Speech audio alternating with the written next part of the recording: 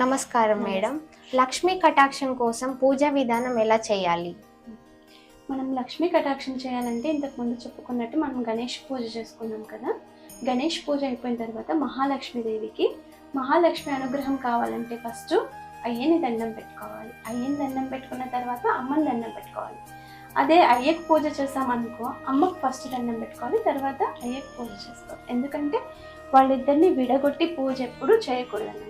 విధి విధానంలో ఫస్ట్ మనమైతే వెంకటేశ్వర స్వామికి ఫస్ట్ ఒక దండం పెట్టుకొని మనము అమ్మవారిని గురించి చెప్పుకుందాం, సరేనా? మహాలక్ష్మి దేవత.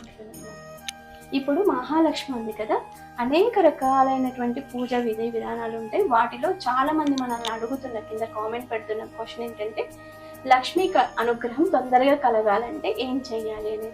దానికి సింపుల్, చాలా సింపుల్గా చెప్పేయచ్చు.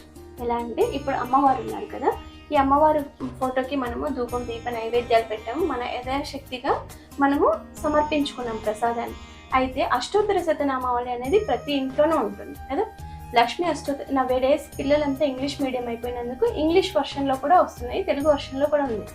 అది మనము ప్రతిరోజు కూడా ఇలా పువ్వులు ఉన్నాయి కదా శిల్ప, ఈ పూలు కానీ పూలు రేకులు కానీ అమ్మవారి మీద వేస్తూ ఇలా ప్రకృతే నమః, వికృతే నమః, విద్యాయ నమః, సర్వభూత హిత ప్రదాతాయ నమః, శ్రద్ధాయ నమః, వివర్తితే నమః, సురభాయ నమః, పరమాత్మకాయాయ నమః, వాంఛాయ నమః, పద్మాయ నమః, పద్మలయాయ నమః, ఓం శుచాయ నమః, ఓం స్వాహాయ నమః, ఓం సుధాయ నమః, ఓం ధ్యాన్యాయ నమః, ఓం హిరణ్యే నమః, ఓం లక్ష్మీ నమః, ఓం నిత్య పుష్కరే నమః, ఓం వివర్తితే నమః, ఓం నిత్యాయ నమః, ఓం ద్వీపాయ నమః, ఓం వసుధరణ్యే నమః, ఓం కమలాయ నమః, ఓం కాంతాయ నమః, ఓం కామాక్షాయ నమః, ఓం క్రోధస్తంభే నమః, అనుగ్రహ ప్రదాతాయ నమః, బుద్ధాయ నమః, అనుగాయ నమః, ఓం లక్ష్మీ వల్లభాయ నమః, ఓం శ్రీ మహాలక్ష్మి దేవతాభ్యో నమో నమః.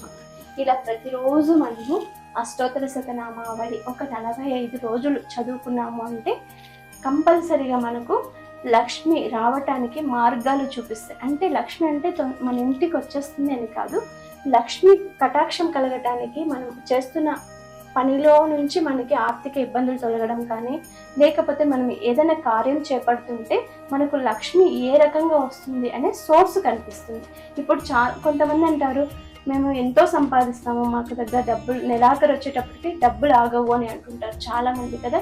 ఎందుకు ఆగవంటే మనము ఎప్పుడైనా కానీ ఒక శాలరీ డ్రా చేస్తాము, లేకపోతే ఒక బిజినెస్ నుంచి డబ్బు తీసుకొచ్చాము, లేకపోతే ఎక్కడి నుంచైనా మనకు ఒక లక్ష్మి వచ్చింది అనుకోండి, వెంటనే తీసి మనము బీరువాలో పెట్టేస్తాం, లేకపోతే ఇచ్చే వాళ్ళందరికీ ఇచ్చేస్తాం. అది మనం చేసే మిస్టేక్. అలా చేయకోకుండా మన ఇంట్లో ప్రతి ఒక్కరి ఇంట్లో కూడా రాక్ సాల్ట్ ఉంటుంది కదా, ఆ రాక్ సాల్ట్లో మనకి జీతం వచ్చిన డబ్బులు కానీ, వ్యాపారంలో వచ్చిన డబ్బు కానీ, ఏ డబ్బైనా రాని ఫస్ట్ ఒక రాక్ సాల్ట్ని అమ్మవారి దగ్గర పెట్టేసేయాలి. ఒక ప్లేట్లో వేసేసి ఆ వచ్చిన డబ్బు, ఎంతో మందిని ముట్టి ఉంటారు డబ్బుకు, కాబట్టి దోషం ఏర్పడి ఉంటుంది.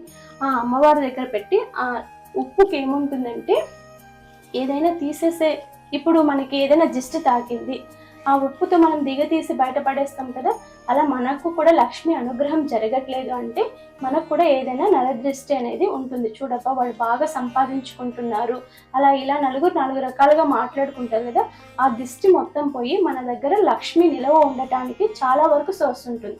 ఒకరోజు మీరు అక్కడ ఉంచి తర్వాత తీసుకొని మేము బీరువాలో పెట్టుకొని ఎవరికైతే ఇవ్వాలి అనుకుంటున్నారో వాళ్లకు ఏ రోజు ఇవ్వాలి, ఎప్పుడైనా మనం ఇతరులకు డబ్బులు ఇవ్వాలి అనుకోండి, ఇప్పుడు ఇంటి రెంట్ ఇవ్వాలి, ఫర్ ఎగ్జాంపుల్ స్కూల్ ఫీజు ఇవ్వాలి, లేకపోతే మీ బిజినెస్లో పెట్టుబడి పెట్టాలి, మంగళవారం రోజు ఎవరికైనా రుణం ఉంటే ఇచ్చేసేయాలి. తీసుకునే డబ్బు ఎప్పుడే కానీ బుధవారం తీసుకోవాలి. ఈ ఒక్క చిన్న లాజిక్ తెలిసింది అంటే మన దగ్గర లక్ష్మి అనేది ఎప్పుడు నిల్వ ఉంటుంది. మనం ఏ పని చేసినా ఇంకా ఖర్చు పెట్టినా కొంచెం మనకు మిగులుతుంది. ఇప్పుడు ఇన్ని రోజులు మనం ఎంత తీసినా అప్పులు అవుతూ ఉంటాయి కొంతమందికి. అలా కాకుండా ఆ విధానం చేస్తూ మనం ఫాలో అయ్యాము అనుకోండి, ఫర్ ఎగ్జాంపుల్ ప్రతిరోజు మనం అక్కడి నుంచి తీసుకోలేం కదా, అది పూజ చేసి మళ్ళీ దాన్ని తీసుకెళ్ళి బీరువాలో పెట్టిన తర్వాత అక్కడి నుంచి మనం ప్రతిరోజు వాడుకోవటానికి తీసుకున్నాం అనుకోండి, మనకి ఇంకా ఒగులు అనేది మిగులుగా ఉంటుంది, మొత్తం అయిపోదు. నెల వచ్చేటప్పటికి డబ్బుల కోసం వెతుక్కునే పని లేకుండా ఉంటుంది. ఈ పూజ విధి విధానము ఒక 45 డేస్ చేసి చూడండి, మీకే అనిపిస్తుంది అది నిజమా కాదా అని. ప్రతి నెల వచ్చే జీతం ఈ నెల చేశాను నాకు ఎందుకులే అనుకోకూడదు. ప్రతిసారి ఏ రూపంలో మీకు డబ్బు వచ్చినా కూడా అది అమ్మవారి దగ్గర పెట్టి ఉప్పులో పెట్టి మీరు వాడుకోండి, మీకు లక్ష్మీ కటాక్షం అనేది అనుగ్రహం జరుగుతుంది.